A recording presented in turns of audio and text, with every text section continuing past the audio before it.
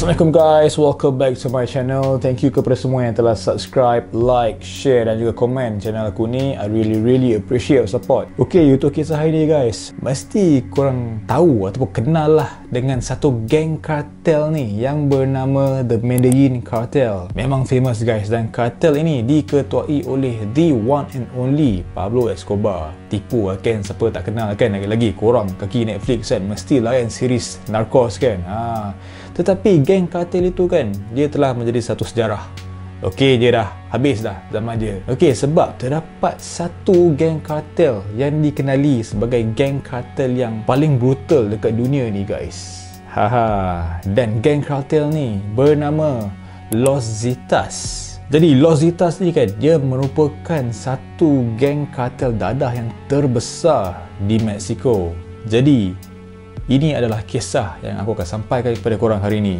Tanpa membuang masa lagi, macam biasa, nama aku Nas and I am your true crime storyteller. Let's go.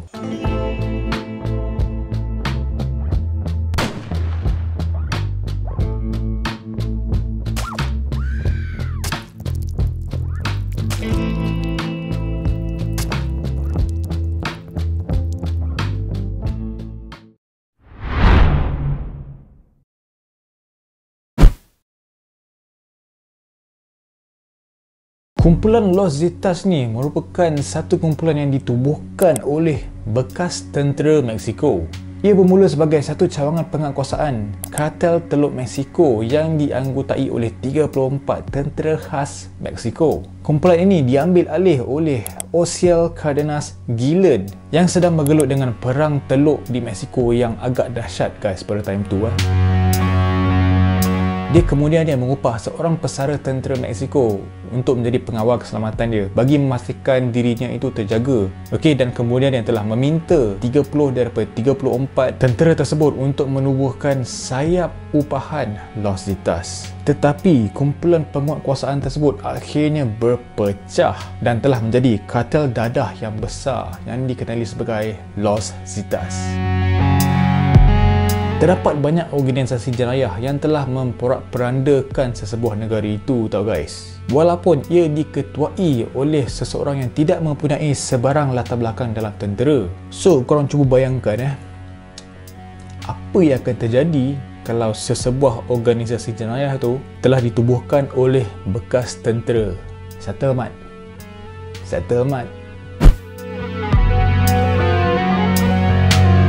Pengasas organisasi jenayah tersebut telah menerima latihan daripada pegawai tentera Amerika Syarikat, dan beberapa ahli awal Los Zetas merupakan tentera elit Mexico di mana mereka telah menerima latihan daripada kumpulan angkatan khas ke-7 Amerika. So from here kita boleh tahu yang dorang punya training ni kan memang kau punya lah bekas-bekas tentera elit semua kan, train dorang kan. So that is why dorang ni very skillful dalam apa yang dorang buat tau. Antara latihan yang telah dilatih adalah seperti membaca peta dan juga berkomunikasi, dan juga latihan pasukan khas, termasuklah penggunaan senjata berat, machine gun dan juga beberapa senjata automatik.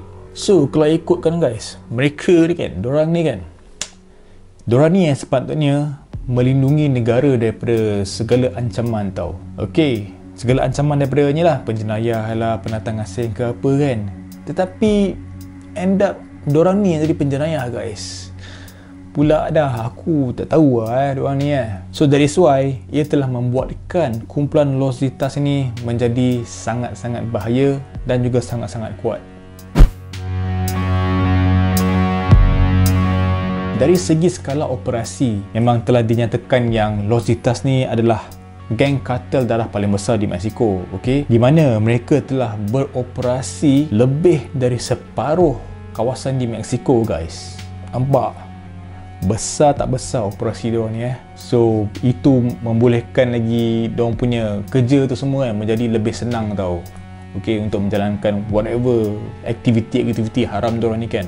Dan pada masa itu guys, mereka telah mengatasi kartel Sinaloa sebagai kartel darah terbesar di Mexico menjelang tahun 2011 disebabkan keadaan geografi mereka yang lebih baik pada ketika itu. Untuk kartel Sinaloa ni kan, mereka beroperasi di 16 buah negeri, manakala untuk kartel Los Zetas ini pula mereka beroperasi di 17 buah negeri daripada 30 buah negeri di Mexico. So from there, dia dah tapau lah kartel Sinaloa ni as the biggest drug cartel dekat Mexico. Tetapi selain daripada whatever training, latihan diorang dapat, diorang dah take over kawasan ini, kawasan itu dekat Mexico kan, terdapat satu lagi faktor lah yang membuatkan kartel Los Zetas ni menjadi teramat kuat dan juga bahaya tau. Terdapat satu masalah yang agak membimbangkan tau, apabila tindakan Los Zetas ini untuk mempengaruhi ahli politik di Mexico. Itulah, benda macam ni aku pun dah boleh expect lah, mesti ada involved dengan geng-geng politik kat sana kan. So apa function dia kan? Apa function dia kalau diorang ni yang patut mentadbir negara end up dikawal seperti patung oleh geng-geng Los Zetas ini? So masalah dadah memang tak akan pernah selesai guys dekat Mexico disebabkan benda-benda yang macam ni.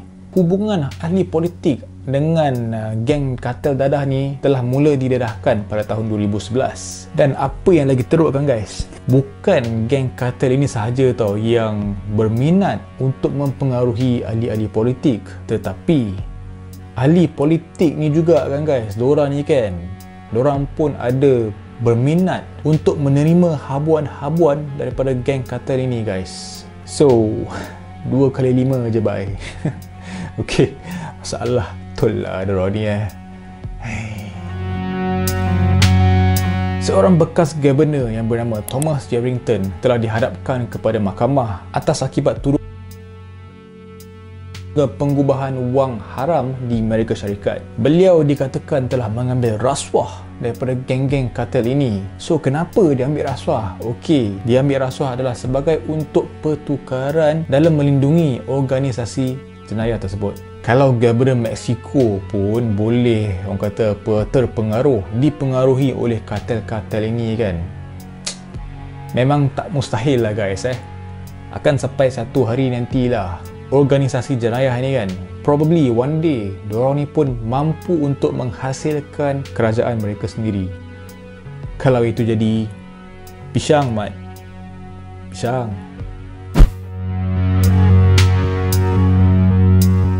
Antara dadah yang dihasilkan dan juga diseludup oleh Los Zetas adalah seperti kokain, methamphetamine, ecstasy, ganja dan banyak lagi guys. Bukan dadah-dadah yang standard macam yalah yang selalu diorang seludup je kan. Tapi macam-macam lagi lah. So sebelum ni kan, Los Zetas ni mereka menghasilkan dadah di Mexico ataupun di negara yang tidak berapa nak maju guys. Di mana kerajaan akan menjadi rakan kongsi mereka ataupun mereka tidak mampu untuk mengugat operasi jenayah mereka tersebut. Namun mereka telah membawa aktiviti penghasilan dadah mereka tersebut ke negara yang lebih maju dan juga membangun, seperti contoh Amerika Syarikat. Terdapat sebuah ladang ganja yang bernilai 8.4 juta ringgit Malaysia telah dijumpai di Texas pada tahun 2015. Dan ladang ganja itu tersebut kan telah dikaitkan dengan geng kartel Los Zetas ini. Mereka juga ada beroperasi dekat negara-negara lain tau. Seperti untuk mendapatkan bahan mentah daripada Argentina. Dan bukan itu sahaja, mereka juga ada membuat operasi di negara-negara Asia seperti Malaysia guys. Malaysia pun ada guys. So from here, Los Zetas ni memang diorang dah kata apa mengembangkan diorang punya bisnes kan ke serata dunia guys. Jadi secara keseluruhannya 47 buah negara telah menjadi tapak operasi Los Zetas. Dan selain Argentina dengan Malaysia tu kan, termasuklah di negara Colombia, Guatemala dan juga banyak lagi. Los Zetas ini kan, mereka telah digelar sebagai kartel dadah yang paling dahsyat dan juga paling kejam dalam sejarah. Secara kebiasaannya, kartel-kartel dadah lain ni kan, diorang hanya akan fokus kepada penyeludupan dadah tau. Tetapi lain sikit untuk Los Zetas ni dalam menjana keuntungan mereka. Mereka juga ada melakukan jenayah seperti menculik dan juga memeras ugut. Terdapat seramai 17 orang yang telah diculik pada tahun 2017 di mana mereka telah dibawa ke sebuah rumah yang kosong, tetapi nasib baiknya diorang punya operasi itu telah ditewas oleh bantuan orang awam dekat sana. Dan selain menculik dan juga memeras ugut kan, Los Zetas ini juga mereka akan menyeludup imigran untuk masuk ke Amerika Syarikat dengan menggunakan jalan yang mereka menggunakannya untuk menyeludup dadah. Mereka juga kerap untuk menculik dan juga menahan imigran yang miskin yang cuba untuk menyeludup masuk ke Amerika Syarikat dengan cara mereka yang tersendiri. Dan jika mereka enggan untuk membayar wang, imigran-imigran tersebut akan dibunuh. Kumpulan Los Zetas ini telah melakukan pembunuhan beramai-ramai ke atas 72 orang imigran yang enggan membayar wang tebusan dan juga kepada mereka yang tidak mahu untuk menjadi pembunuh upahan untuk kumpulan Los Zetas ini. So macam geng Los Zetas ni kan, diorang ni macam they won't take no as an answer tau. Ok, kalau kau nak lepas, kau bayar wang tebusan. If kau tak nak bayar, kau nak kena jadi pembunuh upahan. Kalau kau tak nak juga, hang mampus lah. Mereka semua akan dibunuh guys. Seperti apa yang telah terjadi kepada 72 orang imigran tersebut. Tapi bukan itu sahaja guys. Bukan itu sahaja, ok. Ketua, kepala Los Zetas ni yang bernama Miguel Angel Trevino. Dia ni dikatakan dia telah membunuh 2000 nyawa dengan tangan dia sendiri guys. Power tu. Orang lain perlukan tentera, member seorang. Tibai 2000 bai. So dekat situlah boleh nampak lah kekejaman kumpulan Los Zetas. Bila dia punya kepala dah kejam, dia punya tentera semua tu semestinya lah kejam sama sekali guys. Jadi bila Miguel Angel ni kan, dia bunuh dia punya mangsa dia kan, dia ada dia punya cara dia yang paling disukai oleh dia guys, which is di mana dia akan memasukkan mangsa ke dalam tong minyak dan dibakarnya. Dan selain itu, Miguel juga akan memaksa imigran yang telah ditangkap itu untuk berlawan sesama sendiri sehingga mati. Mental bye. Memang orang kata apa pada time tu kan, orang cakap cara Miguel Angel Trevino ni memang kejam gila guys. Tetapi bagi mereka yang telah direkrut untuk menjadi pembunuh, Miguel ni dia akan membuatkan satu eksperimen. Dia akan menyelia sebuah eksperimen ini untuk memastikan yang pembunuh tersebut mampu untuk melakukan kerja mereka dengan baik. So dia nak make sure yang whatever kerja diorang buat kan, dia nak kena pastikan semuanya mantap lah. Tak ada nak ada slack sini sana kan. So that explains kenapa geng-geng Los Zetas ni dia punya tentera dalam Los Zetas ni semuanya power. Disebabkan mereka mempunyai ketua yang sebegini. Jadi selain daripada mereka mendapat latihan itu ini daripada pegawai tentera Amerika Syarikat lah, angkatan tentera khas sebagai semua kan, mereka juga telah dibantu oleh pihak polis di Mexico guys. Mereka telah mendapat kerjasama daripada mereka untuk menjalankan aktiviti jenayah mereka tersebut. Terdapat siasatan lanjut ke atas kes pembunuhan 72 imigran yang telah diculik itu pada Ogos 2010, dan terdapat keputusan yang mengejutkan di mana terdapat beberapa anggota polis telah membantu Los Zetas untuk menjalankan pembunuhan tersebut. Jadi apa yang telah dilakukan oleh anggota polis ke atas 72 orang imigran juga kan, mereka akan mengepung dan juga menangkap imigran tersebut yang menaiki bas, di mana selepas itu mereka akan menyerahkan imigran tersebut kepada kumpulan Los Zetas ini. Pihak polis ini juga berpura-pura seperti mengawal kawasan tersebut daripada geng kartel dadah yang lain, dan di mana dekat situ mereka akan membiarkan operasi Los Zetas berjalan seperti biasa. Jaringan komunikasi yang sangat canggih yang dibina oleh Los Zetas ini sehingga sekarang masih lagi tidak dapat ditangani oleh tentera Mexico, dan terdapat dua sebab mengapa mereka gagal. Yang pertama adalah peralatan radio tersebut yang digunakan oleh mereka itu adalah sangat mudah untuk digantikan.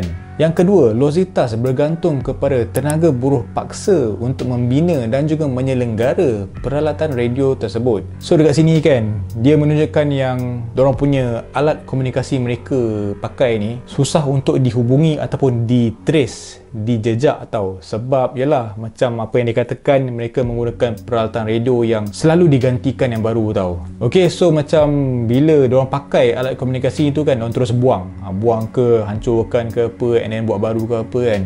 So orang tak boleh nak detect di manakah exactly lokasi mereka tau. Okay, lagi-lagi dengan jumlah rekrutmen geng-geng ataupun tentera mereka kan, yang macam tenaga buruh paksa ni semua kan, memang ramai gila jumlah diorang tau. And mereka boleh sentiasa untuk membina dan juga menyelenggara device tersebut tau. So that is why orang boleh kata apa geng-geng Los Zetas ni kan, bila diorang nak buat diorang punya aktiviti haram diorang ni kan, jenayah haram diorang ni susah untuk ditrace ataupun dijejak. And itu adalah salah satu benda yang membuatkan geng Los Zetas ini susah untuk ditewaskan. Jadi begitulah bagaimana kumpulan Los Zetas ini telah digelar sebagai geng kartel dadah yang paling brutal pada zaman sekarang. Dengan segala latihan yang diterima dan juga segala bantuan yang mereka terima oleh ahli-ahli politik dan juga pihak polis, termasuk jugalah dengan perancangan kemas mereka dalam melakukan aktiviti jenayah mereka itu, telah membuatkan diorang ni boleh dikatakan untouchable lah. Tak ada siapa, tak ada satu geng pun yang lagi power daripada Los Zetas ini pada ketika itu. Jadi sampai sini saja yang dapat aku kongsikan dengan korang berkenaan dengan geng kartel dadah paling brutal yang dikenali sebagai Los Zetas. Aku harap aku dah buat yang terbaik untuk korang, dan aku nak cakap terima kasih sebab tengok video aku berawal sampai habis, dan aku nak minta maaf atas segala kekurangan dalam video ini. Dan jangan lupa untuk subscribe, like, share dan juga komen. As always guys, never stop creating. Assalamualaikum. Bye bye.